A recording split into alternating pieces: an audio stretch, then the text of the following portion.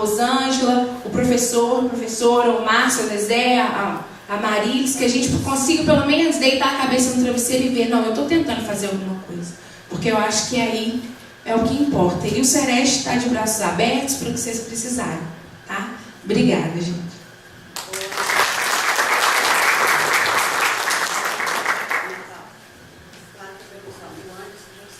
Ela queria falar, alguém. Ela vai falar. Vai falar. Ela é a nossa coordenadora, gente, Silvana Marilis.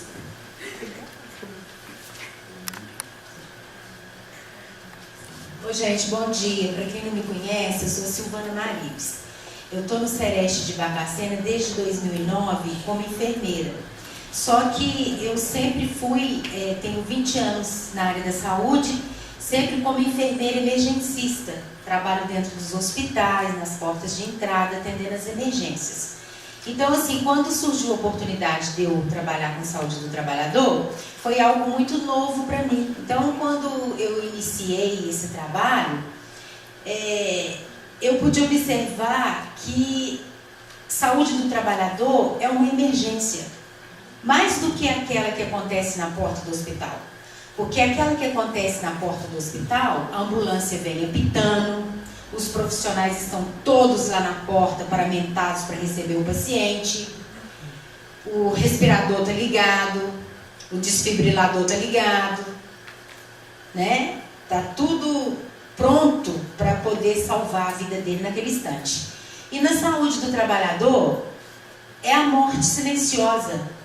Ele morre quieto, ele adoece quieto, no canto dele, e a gente nem consegue chegar perto, a gente não consegue fazer alguma coisa para salvar a vida dele. Então, assim, eu acho, desde que eu entrei no Sereste, eu abracei a causa, é uma briga boa, é uma causa justa, e assim, tem que ter peito. Tem que ser muito homem, tem que ser muito mulher. Porque o que você mais encontra nessa briga são pessoas para te puxar, para te derrubar, para te tirar. Então, assim, eu abracei a causa até o momento e estive afastada, mas já retornei e estou como coordenadora até o dia 31 de dezembro, né? A gente espera, antes de sair, conseguir fazer esse projeto acontecer, porque o Sereste tem verba para isso, e a gente está lutando muito. O Sereste, ele luta muito.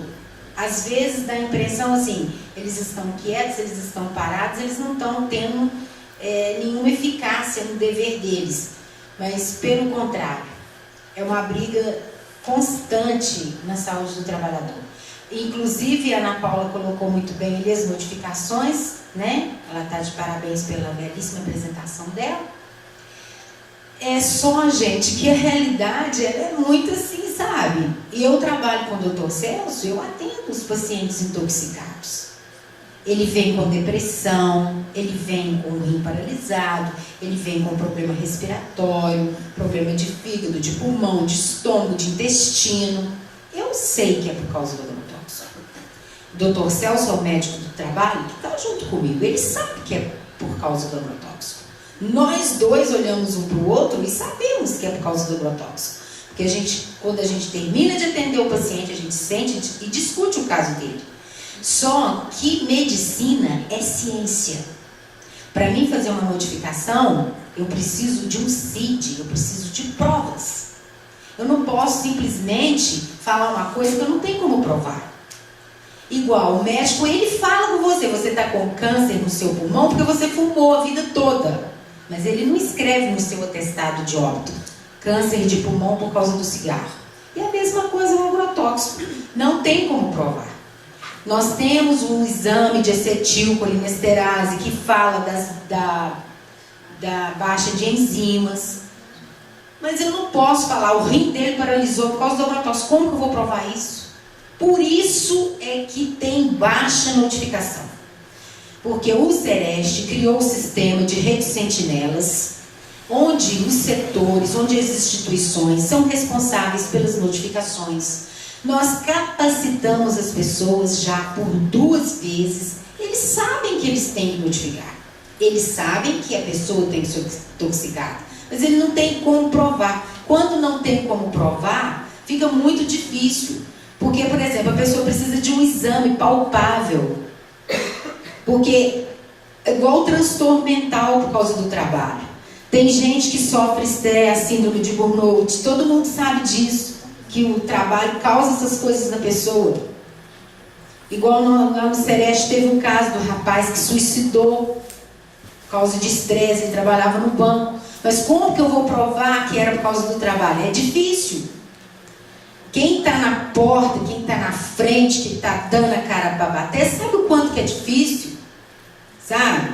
Então, assim, o Sereste de Barbacena, ele é muito cobrado, sabe? Nós temos um peso, uma carga muito grande, a gente tem dinheiro, a gente tenta fazer o projeto com dinheiro, mas não é assim, eu chego lá e falo assim, aqui, eu quero esse projeto aqui, não é fácil. A gente está brigando para poder liberar a verba para fazer esse projeto do Anderson. Tem outros projetos também. A gente tem sonhos, a gente tem vontade, né? Então, assim, é uma briga boa. E essa briga, para entrar nela, tem que ter peito, tem que ser líder. Porque as mudanças no nosso país, todos nós sabemos disso, que é feita com liderança, é feita com os líderes. Os líderes é que fazem as mudanças. Não precisa esperar que o deputado vai fazer mudança, que o presidente, que o prefeito vai fazer mudança, não. A mudança é feita com gente da ponta, é feita com as lideranças, né? Então, assim, eu não podia deixar de vir aqui dar o meu recado para vocês, né? Então, a gente está lutando, a gente está brigando, desde 2009 que eu estou lá, nunca paramos de trabalhar, o tempo todo correndo atrás, né? Tem muito empecilho, tem muita gente para puxar para trás, mas a gente não desiste, né? Então, assim, a oportunidade de estar aqui falando com vocês também foi boa. Obrigada, tá, gente? Vou passar, senão fica aqui toda...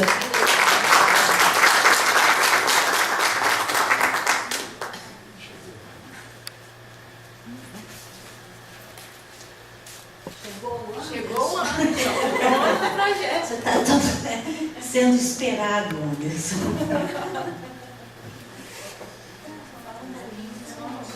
A gente fala bastante de você. 4 minutos tá bom, tá? É porque está sendo gravado. Oi, gente, bom dia. Desculpe pelo atraso, a gente teve um problema lá para poder chegar até aqui. E aí o pessoal pediu para a gente comentar um pouquinho sobre o projeto, né, como que a gente fez. Esse projeto a gente construiu de maneira participativa e coletiva. Se eu não me engano, acho que foram 10 ou 12 reuniões com as lideranças, né? E aí, em cima disso, a gente foi construindo o projeto.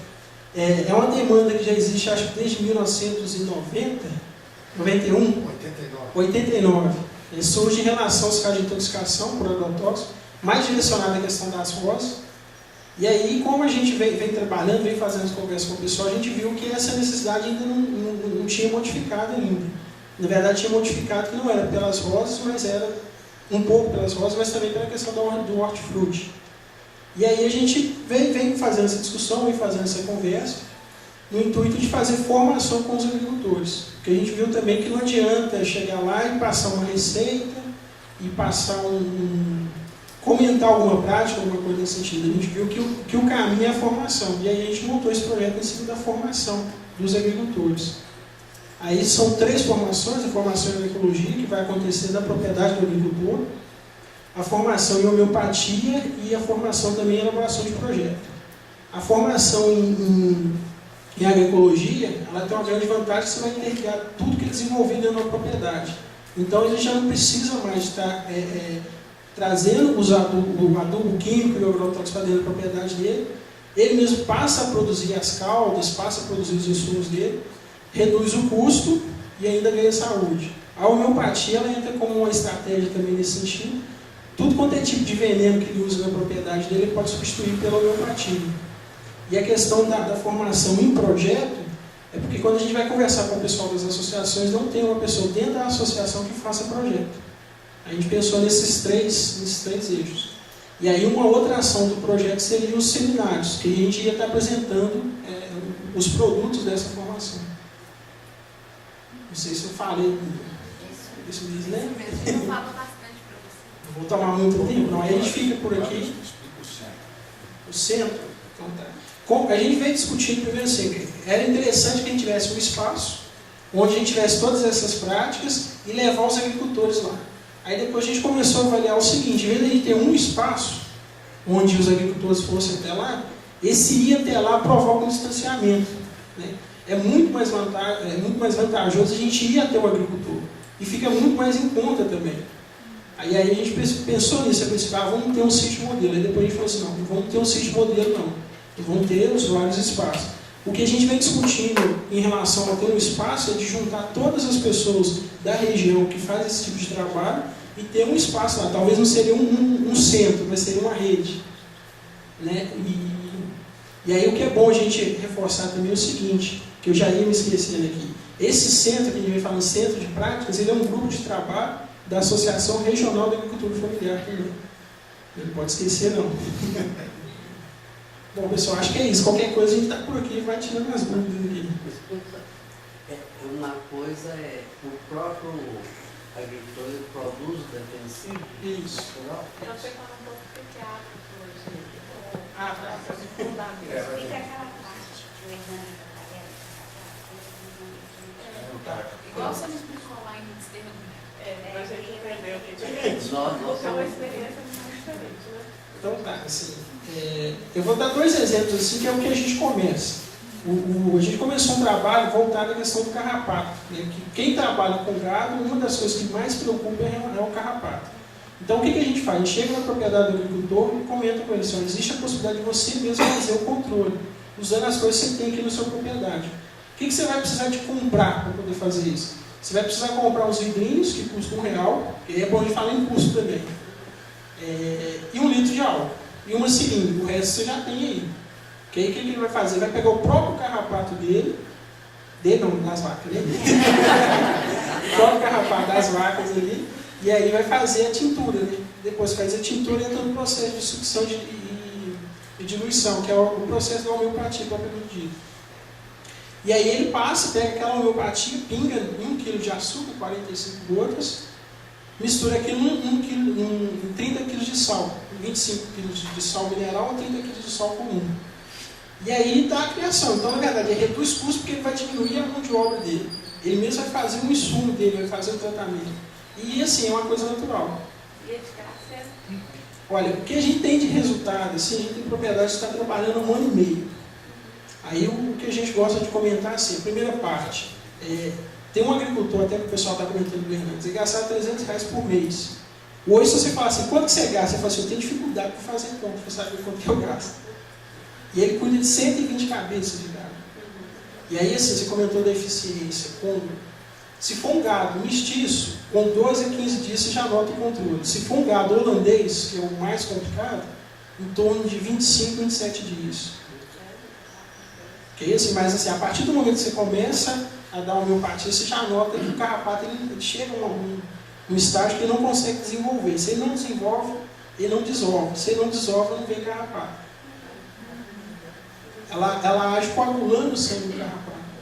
Aí, assim, tudo quanto é tipo de praga, a gente entra com o primeiro passo é a homeopatia. Se for uma lavoura de tomate, então vamos pensar em identificar quais são as pragas. Se era só gado ou... Não, a gente vem começando na parte de horta também. Aí o que a gente ensina esse princípio, porque se você fizer uma homeopatia, você sabe fazer de tudo. Porque o princípio é o mesmo. E aí o que a gente faz? Faz uma identificação de quais as pragas que existem ali. A partir disso a gente já começa, uma outra coisa que eu esqueci de comentar, a resgatar um pouco do conhecimento, né, das pessoas mais antigas da comunidade, que olha, antigamente a gente usava determinada planta para isso, ou usava tal prática. Então a partir daquilo ali você já vai criando as homeopatias também, sempre dá na lavoura. E aí vai dando sequência. E aí, no caso do tomate, eles colocam o agrotóxico quando é flor, né? Não, tem várias fases. não, na verdade, na questão do tomate, o pessoal comenta assim, são 2 banhos por semana, geralmente. Já amanhã muda, né? Não, desde o princípio. Na verdade, a semente já vem com veneno para poder não ter ataque de inseto aí na semente. Para fazer a muda. Aí, no caso, para poder o tomate tomate não ter lixo, aí você vai colocar o quê? Então, aí na verdade, em relação à horta, a gente está começando agora. Mas aí o que a gente faz? Se aparecer um tomate doente, a gente já pega aquele próprio tomate doente para fazer o homeopatia dele. E aí a gente já vem pesquisando algumas coisas também. Uma das coisas que mais deixa as pessoas preocupadas em relação ao tomate é a mosca branca. Então, assim, a gente já vem fazendo uma pesquisa, já vem conversando com o pessoal. Só o fato de você plantar um coentro entre as neiras, você já vai fazer o controle dela. E qualquer planta de cheiro forte que você plantar, ela afasta inseto. Então a gente já orienta o pessoal a fazer, intercalando as coisas. Não mexer só com a monocultura, vamos falar assim, você tem um pouquinho de cada coisa. Mas isso já vai intercalando. E aí a homeopatia do coentro já vai ser uma estratégia também em cima disso. Uma outra coisa assim, em relação à praga, doença, o trabalho que a gente faz é o seguinte, a gente pega o veneno, o princípio ativo, vai pesquisando. Descobrir o veneno, você vai cruzando informação para descobrir qual que é a planta que produz isso. Na verdade, é a ordem inversa das multinacionais. A gente faz o trabalho... No caso do morango, a mesma coisa? Isso, o morango está muito ligado à questão de fundo, né? Então, aí, de ácaro. Então, a gente vai pesquisando isso. A gente tem algumas coisas... Mas nesse projeto que o Sereste está à frente dele lá, vai ter essas plantas... Porque eu não estou assim, sabendo muito bem, porque eu retornei agora. Por isso que eu estou te perguntando. Vai ter as homeopatias para as plantas todas também? Isso. A ideia é de incentivar cada grupo que estiver participando do projeto, que a gente colocou assim, 45 propriedades e 45 associações. E aí o incentivo seria o seguinte, a propriedade, o produto final seria a certificação participativa, enquanto produção orgânica. No caso da formação de homeopatia, para cada dessas 45, cada uma dessas tem que ter um posto de socorro homeopático. Esse é o produto final. E no caso de projeto, você teria um plano de ação daquele grupo que daria origem às diretrizes de trabalho do centro para frente. Porque igual Alfredo Vasconcelos, né, plantamos de morango, é da área de abrangência do Sereste. O Sereste é responsável pela área de Antônio Carlos. Então, a gente tem que entender também essa parte, né? Mas o que acontece? Além do que já está sendo feito, eles também já têm um estudo para esse tipo de plantação também, e os estudos vão continuar. Não é uma coisa que vai parar. O centro, ele existe. O estudo não para, só continua. A partir do momento de cada caso que chegar, eles vão criando novas estratégias para combater aquele Mas os casos já existem. Então, mas os casos já existem. Vão chegar, mas ela entendeu. Mas a gente tem que dividir em polos, então para dividir em 3 polos, né? Então a gente vai começar com isso. Aí depois a gente vai abranger. Porque não adianta a gente querer pegar como se fosse 15 cidades. Não, a gente vai atingir o polo. Dali nós vamos ser multiplicadores.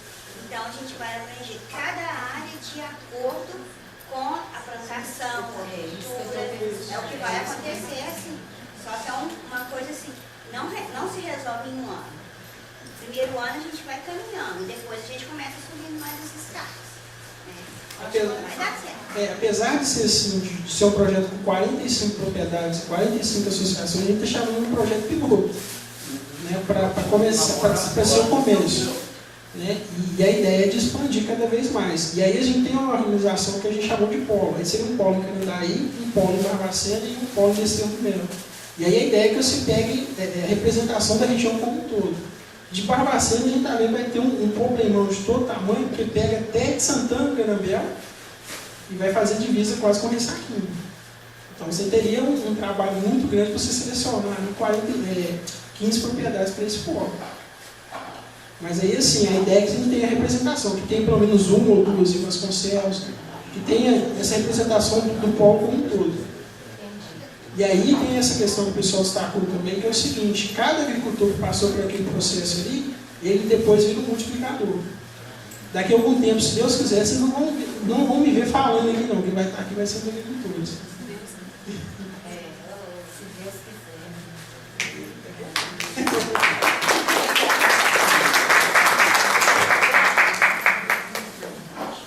Vem cá.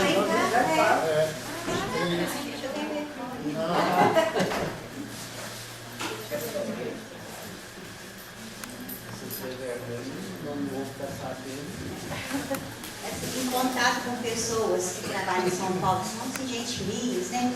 E, assim, a pessoa está aqui em Minas e falou uma coisa para mim, assim, que, nossa, eu fiquei vibrando. Em São Paulo, na região, São Paulo, Santa Catarina, ali, a redondeza toda. Então, os mercados já têm uma parte que é só para orgânico. E o consumidor, ele está buscando o orgânico. Ele já está deixando o agrotóxico de lado. Ele não está incomodando tanto com o custo, não. Porque realmente, para a gente, ainda é caro, né? E só que, assim, a pessoa é um gerente, uma equipe que mexe com uma rede tipo Ceasa, sabe? Aí estava passando para mim. E eu achei, assim, fantástico como ele falou assim, faça isso. Eu estava comentando com essa família do nosso fórum e tudo, que a gente estava fazendo, assim, faça com certeza, com segurança, porque na região já está, nos grandes centros já está o orgânico tomando conta, o pessoal pedindo, procurando mesmo. Então, por que nós que é do interior a gente não pode fazer? A gente vai fazer, a gente está fazendo, estamos unindo forças, que eu acho que é o mais importante, a gente tem que estar unidos para fazer, está dando certo. Então, assim, eu só quis colocar esse exemplo que lá fora está dando muito certo, para animar nós, né?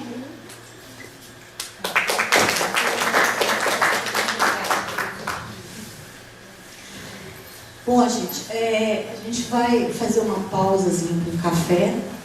Eu acho que, né, foi um momento muito importante. A gente aprendeu muito, viu? A gente da academia, né? A gente aprendeu muito porque realmente esse é um saber. Pena que tem pouco aluno aqui para ouvir isso, né? Que é um saber que realmente só se aprende na prática, né? Que não está na academia, não está no banco das escolas.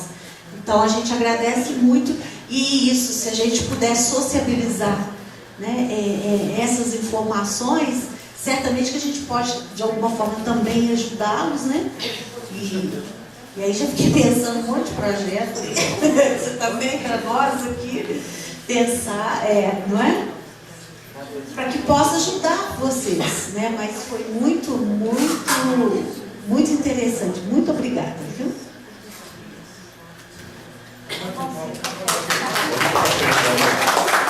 Depois a gente continua com o professor Zé Mil.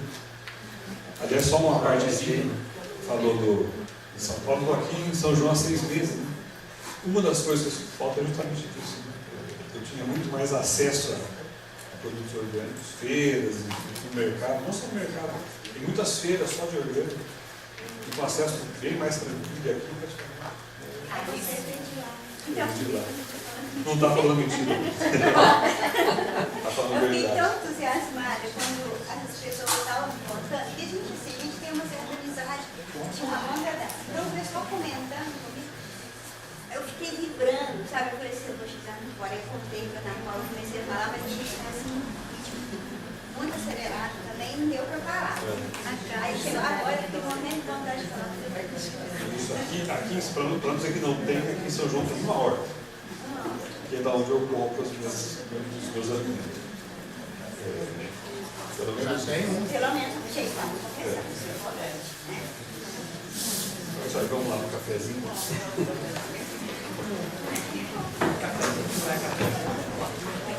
Beleza?